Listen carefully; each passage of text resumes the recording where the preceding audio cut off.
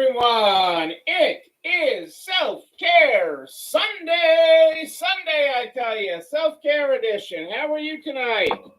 What are you grateful for this Sunday night? That's what we want to know.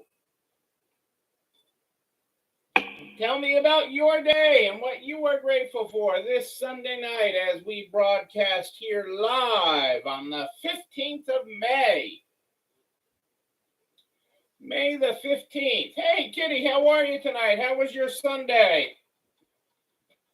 I hope you had a good Sunday. Was this a St. Louis Sunday? I forget. I think you were going to St. Louis this weekend. If my memory serves me correctly. How's Sarah? Hope all is well. Hope all is well with you. Good visit with Sarah. So I was correct. My mind was right. Been a long weekend. It's been a long weekend. Good weekend, but a long weekend. So I am glad my memory was right about something tonight. That's wonderful. That's wonderful. I'm glad you had a good visit. Probably a more expensive drive than the last time you drove there, but a good visit is a good visit. That is great. With the warm-up, hey, Sylvia, great to have you here live tonight.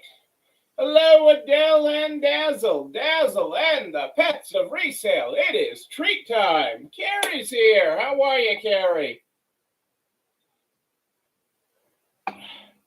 Great to have you here with us tonight. Yeah, gas is up everywhere. I mean, it's funny. Yesterday we got gas at one Costco. We're kind of weird. We have two Costcos with gas now, and we got gas at one Costco, and today it was 23 or 24 cents less at the other Costco, and they're not that far apart in the whole scheme of things.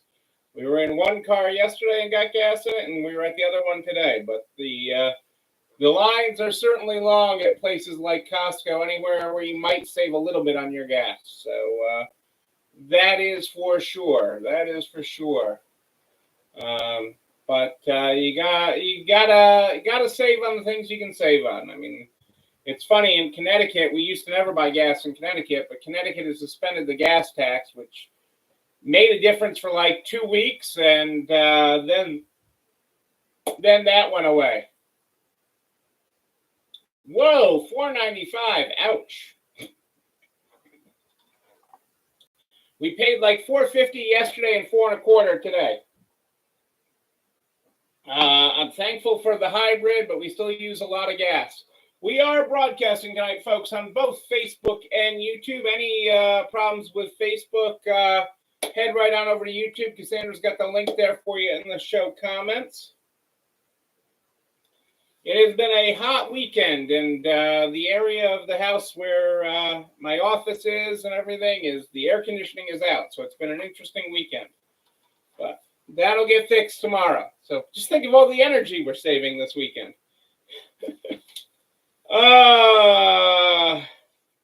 Let's get started tonight, folks, with the Stay Positive book. The Stay Positive book is where we start this program every night. Tonight we're on page 72. Don't worry about your greatness in the future. Just be great today. Don't worry about your greatness in the future. Just be great today. Storms today, yuck. But the lawn needs it. Hopefully it cooled things off a little bit for you, because I think you said it was getting warm there the other day. Lots happening tonight. Let's get going here, because I got a lot to cover. Lots to cover tonight. And get your trivia hats on. I do have Sunday night trivia for you, so I do have that tonight. As you may or may not recall, in the continuing battles of supply chain issues for traditional retailers and just getting whatever you need for your house, the West Coast ports, the longshoremen and stuff, are their contract comes up July 1st. It's set to expire. I've talked about this before. that their contract is set to expire. They've actually been encouraged. Our friends at the National Retail Federation have really been working with them to get negotiating, because they actually haven't started negotiating yet. Well, they just started on May 10th negotiating. And the good thing with this, the good thing that has come out of the negotiations already, is that they have said, both sides said, there will not be a strike. They will continue to work every day on negotiations, and even if the contract expires, they will continue working. So they will not shut down the ports, is the message to the country. So it hasn't gotten a lot of play yet, but that is actually very good news all the way around. We don't need any more supply chain disruptions than we're going to have anyways, especially with the situation in China and all the zero tolerance COVID policies in China, and the associated lockdowns of cities like Shanghai that are basically shut down. And so that is a good thing. Hey, Kelly, nice of you to sneak in here tonight. Happy Sunday. Happy Sunday. Let's get trivia there so you guys can get guessing on that while I cover a couple other things here. As you know, 3 of these stories are real and 1 is most definitely not. Can you spot the fake story? Only 1 of these crazy stories is fake. Are you ready? Story number 1, Kraft Heinz will experiment with putting its ketchup in a paper-based bottle in the name of sustainability, naturally. LaCroix said it would expand its flavor essences into yogurt. Goop's virgin alpaca wool-lined luxury disposable diapers, said to go for $10 a plop, turned out to be a PR move. And Hugo Boss announced plans to bark up a new biz dogwear. So which of those stories is fake? Is it Kraft Heinz experimenting with putting ketchup in a paper-based bottle in the name of sustainability? Did LaCroix say it would expand its flavor essences into yogurt? Did Goop's virgin alpaca wood-lined disposable diapers, said to go for $10 a plop, turn out to be a PR move? Or did Hugo Boss Group announce plans to bark up a new biz with dogwear? Yes, they're always hard ones, Rose. They're never, the hard part for me is remembering, because I don't usually circle it on my notes. Which one of these was the fake story? I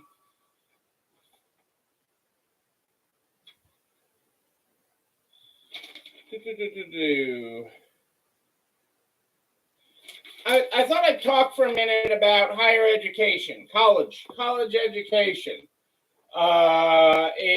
for just a second, because of it's going to continue to get a lot of play as we head through summer because of the student loan crisis. Student loans have been on pause since essentially the beginning of the pandemic. And it is shocking how little has, as a percentage of student loan borrowers, how few have actually continued to pay their student loans during the federal pause. The actual number is 1.2% of student loan borrowers have continued to pay during the interest and payment pause. So they paused interest and payments on the loans. And that is set to resume in September.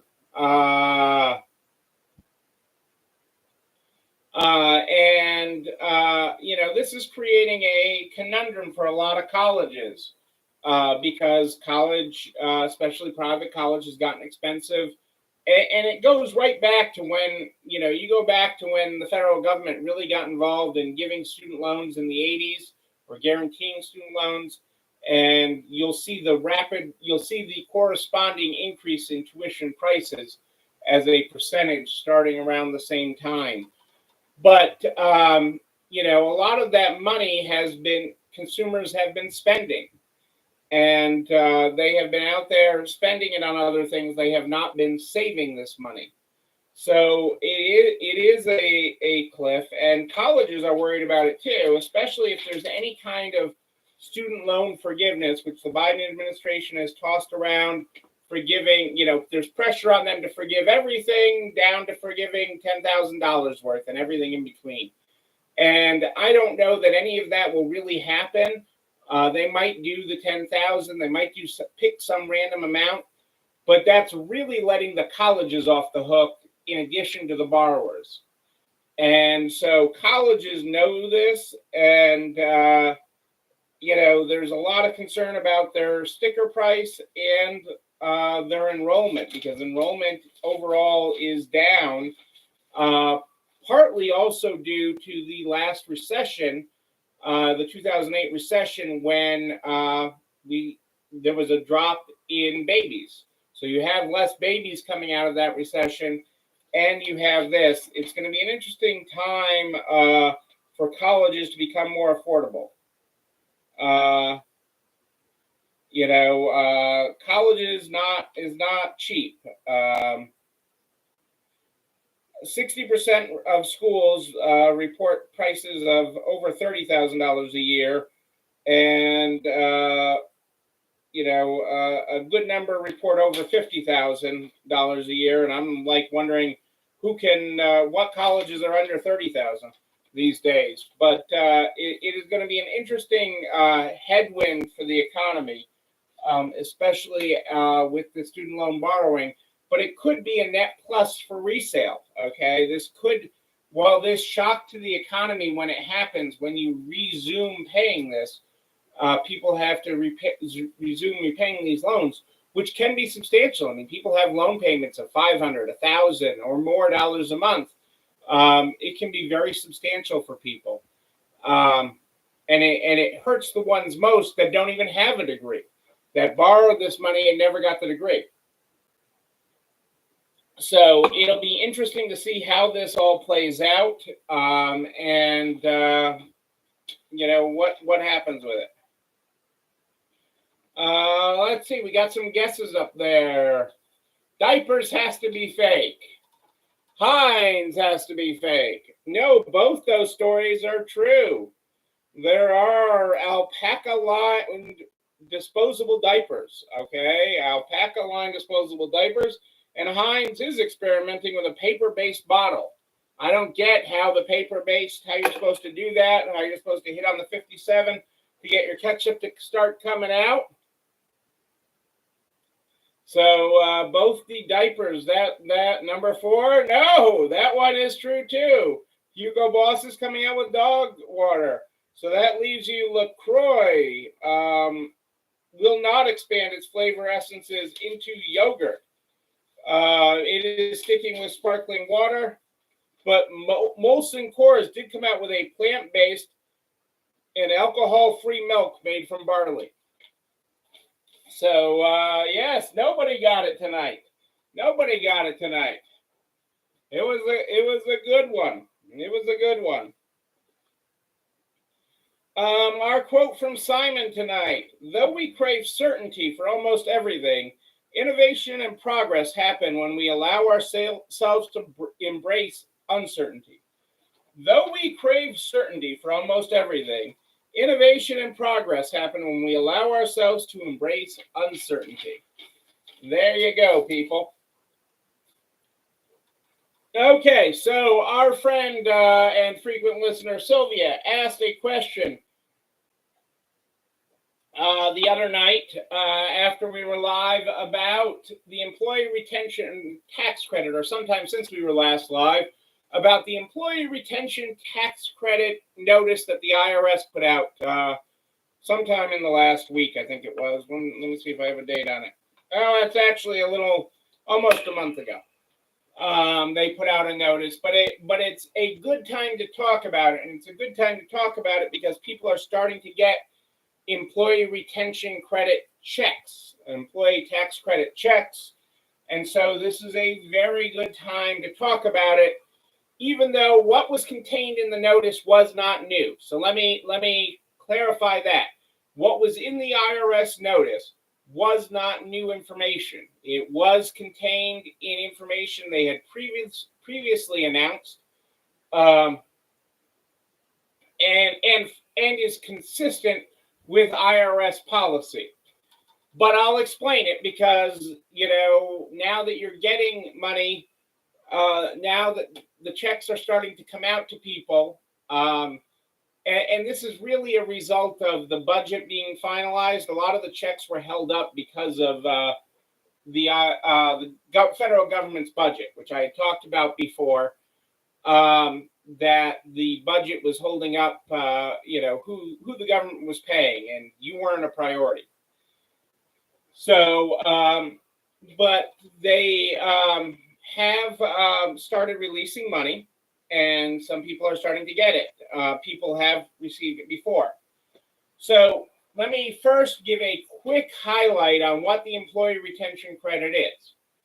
The Employee Retention Credit is a tax credit, an actual refund where they send you real money. They will actually mail you a check. They will actually mail you a check for real dollars, real greenbacks. Okay. For eligible quarters for your wages that were not paid with PPP funds or another grant, okay, for payroll that was not paid with another grant or PPP money, the credit is up to $5,000 in 2020 for the entire year, essentially the second quarter through the end of the year, paid quarterly. In 2021, it is up to $7,000 per employee per quarter, again with non-PPP money.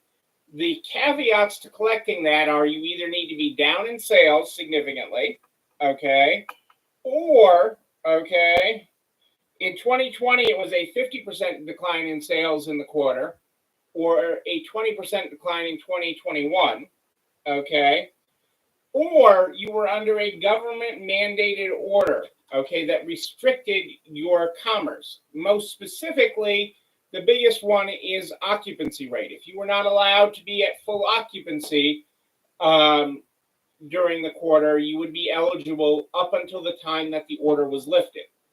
Okay, you would not be eligible after the order was lifted, and wages would not be eligible for other times. We have a lot of information on this, including worksheets, spreadsheets on how to calculate this, and everything at narts.org/resalestrong. So we have a lot of information on how to calculate it. There is a time limit on applying for this, and it is coming up. So the time limit to apply for this is you have 2 years from whenever you filed your original 941. So whenever you filed your original 941 at the end of the quarter, okay, for your payroll taxes, you have 2 years from the date you filed that to request a revision and a refund.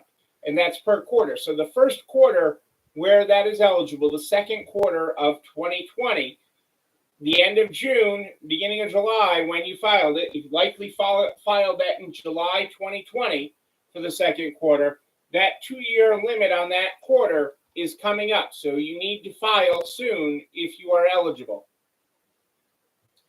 Now, related to this is, while the PPP, so with the Payroll Protection Program, you were able to claim the amount you earned, okay, the amount that you paid in payroll, as a business expense, okay? So if you had a $10,000 Payroll Protection Program grant and you spent that on payroll, you were still allowed to count the $10,000 as a payroll expense. For the Employee Retention Credit, if you got that for any given quarter, it actually reduces your payroll expense because you are not allowed to count the payroll expense for that payroll. And what the IRS notice that Sylvia posted the other day reminded employers to do, and this is depending on your accountant, most accountants have wanted to file amended returns after you actually got the money for the Employee Retention Credit, because some people's Employee Retention Credit amounts have been adjusted by the IRS. So the first part is, people are waiting to get that, and then you file an amended tax return. Potentially, depending on your filing status, you may need to file an amended tax return for your business for 2020 and an amended personal tax return, because now those payroll expenses for those periods of time will not have happened. So if you had $10,000 in eligible employee retention tax credits, okay, that your actual payroll expense is reduced by $10,000, thus increasing your income. You're still ahead of the game, okay? If you got $10,000 back from the IRS, okay? If you got a $10,000 check, cash money, if you got $10,000 in money, okay, and now it reduced your expenses, so now you had to pay, let's just say you had to pay taxes on the whole $10,000, you'd still be ahead of the game, okay? Even if they taxed you at 40%, you would be ahead of the game. They aren't going to, most of you are not going to get taxed at that rate, so it is still a win. You'd still be ahead $6,000, even if you had to give $4,000 back to the government as a tax payment because your income was higher. So that is the first part of the notice that Sylvia posted. So that is the first thing. And they're saying that you wouldn't be subject to penalties as long as all your taxes were current and as long as you file this amended return. But this is the thing that they are going to go after people for. They're going to go after people that did not file amended returns. Okay? So it is important to do that and take this into account for any period in which you claim the employee retention credit. That is extremely important. The second part of this, okay, is that when you get the employee retention tax credit check, and I have said this before and I will say it again, it is extremely important to make a copy of that check before you deposit it, so you have a copy of it. Because part of that check will likely include interest, and that interest can be substantial. It can be hundreds or even thousands of dollars, depending on the amount of your employee retention credit. Okay, that amount, and it says right on the check how much was interest. That amount does not reduce your payroll expense, but it is income. Interest, it is interest income. And so you have to claim that as interest income. So what you may do is you may get a check in 2022 that is going to reduce your expenses for either 2020 or 2021, that you have to file amended returns, potentially both business and personal. And then on your 2022 returns, you have to record the interest payment, okay, the interest you receive, as income. I know that's a lot. You're going to have to watch this. If you claim the employee retention credit, watch this a couple times because there's a lot in this. And this is the stuff the IRS is going to go after people for and go after them for back money due. So it is incredibly important to take the time to do this correctly and know that you have your things set up correctly. If you have any questions on your individual situation, email me, Neil, Neil, at ECIstores.com, Neil at ECIstores.com.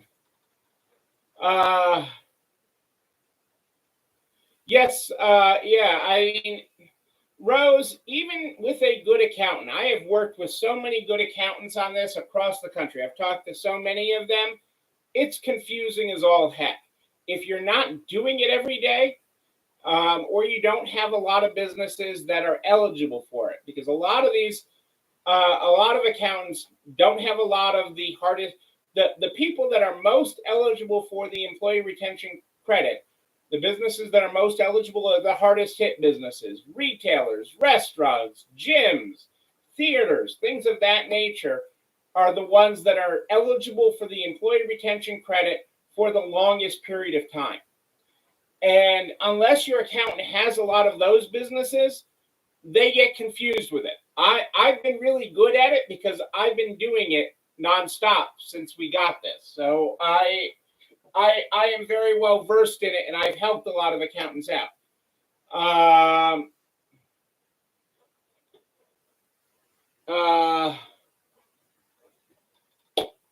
That's good. That is good, Rose. I'm glad you have that. Should you wait to file the amended return until you get the check? Yes, because you want to make sure you get the check that you're expecting. You want to make sure that you get the check that you're expecting and don't have to file yet a second amended return.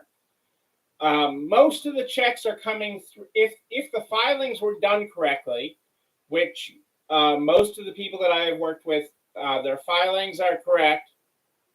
No, it is perfectly acceptable, Sylvia, to wait to file the amended return. And that's part of what this notice says, is if you're doing everything correctly and waiting for this check, that is fine. As long as you then file the amendments timely, in a timely manner after that. Okay, if you wait until you get caught to file the amended returns, maybe they'll charge you a penalty, maybe they won't. But if you do it in a timely basis after you get the checks for any given year, keep in mind, you know, if you're getting multiple quarters, they will show up in any random order. Okay, I have seen no rhyme or reason to how the checks show up, but they are showing up, and that's the good thing. Okay, and so they are showing up. But you know, filing those amended returns properly, and then on your 22 return, claiming the interest as income.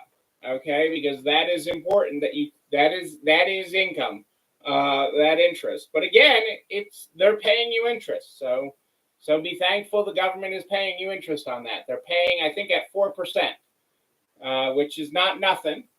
And it adds up, and I forget what the date is from when they got it, that they have to do it, or when but they are paying interest, and I've seen checks for small amounts of interest, you know, $20-$30, and I've seen thousands of dollars in interest. So the government is doing that and taking care of people. So wait to file the amended so that you're not up the creek and have to file yet another amendment. Even let's say you're waiting for 3 checks, so and you get 2 of them and they're exactly what you expected plus interest. Don't assume that the 3rd check will be exactly what you expected. Don't assume that. And I've seen it both ways. I've seen adjustments made. I've seen adjustments made both ways. I've seen checks go up and I've seen checks go down by some. So know that can happen. Rose, on your EIDL loan interest, yes, it is. You got to remember the interest on the EIDL. The interest. You're going on 2 years now. Okay, for a lot of people in their economic injury disaster loans.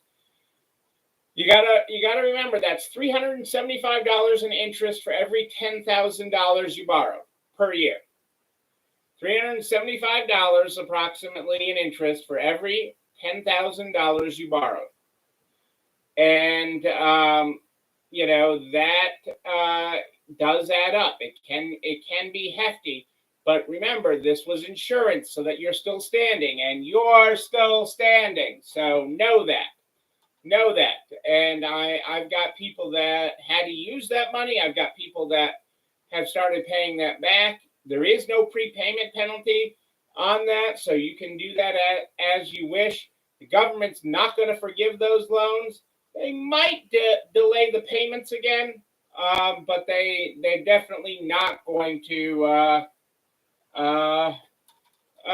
do that. But yes, I understand how the amount can be scary. We have all the information to look up your loans right at narts.org/resalestrong. So know all that is there. We got all the resources still there. So we are very lucky.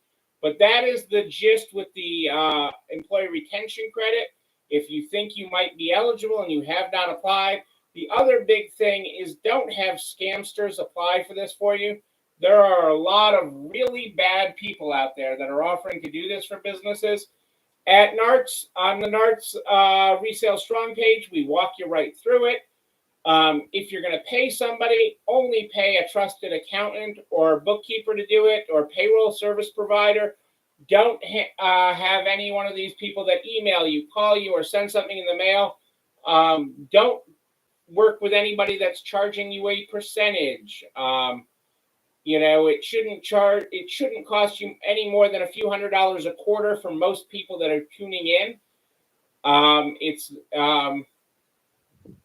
So don't get taken for a ride is what I'm telling you, because there's a lot of charlatans out there that have really been doing businesses wrong on this. So know that. You know what else you should know is this video and everything I talk about. This video and everything I talk about goes over to nerds.org/resale strong by noon the next day. Noon, I tell you, all the files, all the links, including a direct link to the YouTube channel. You're not alone running this store, where you can like, comment, subscribe, and oh yes, ring the bell so you know when another one drops. You can also share it with everybody you know in business, the butcher, the baker, the candlestick maker, so we can help everybody make it to the other side. And continue growing forward. Yes, we can. I'm here every Wednesday and Sunday at More 8 Than Ish live in the Nards Private Facebook group and streaming on YouTube. But if you have a question in between, just email me, Neil, Neil, at ECIstores.com, Neil at ECIstores.com. I'm headed off this week. Tomorrow I'm headed off to DC for some meetings on Capitol Hill. Facebook is bringing me down to DC, or Meta, excuse me. I'm old-fashioned and still call them Facebook. Meta is bringing me down to DC. It should be an interesting meeting. I'm looking forward to making some great connections and getting us some great resources for resale with Meta. So that is really my biggest goal in this trip. So, in addition to getting to meet with some policymakers. So we'll see how that goes. I'll keep you in the loop on that. But I will be back Wednesday night. So we'll talk on Wednesday, and hopefully my air conditioning will work in here. So that would be even better. We start this program every night with the Stay Positive book. That's how we start the program. Tonight we're on page 72. Don't worry about your greatness in the future. Just be great today. You haven't failed till you stop trying. You haven't failed till you stop trying. There you go, people. Ladies and gentlemen, I am Neil Abramson. I do like a good party, a wedding, a bar mitzvah, a NARTS in-person conference. Have you registered? 25 days away, people. What are you waiting for? Register. Come. I will be there to party with you. But until then, and until Wednesday at More 8 Than Ish, know that you and you, but most importantly you, yes, you're not alone running this store. Have a great night, everybody. I will see you Wednesday.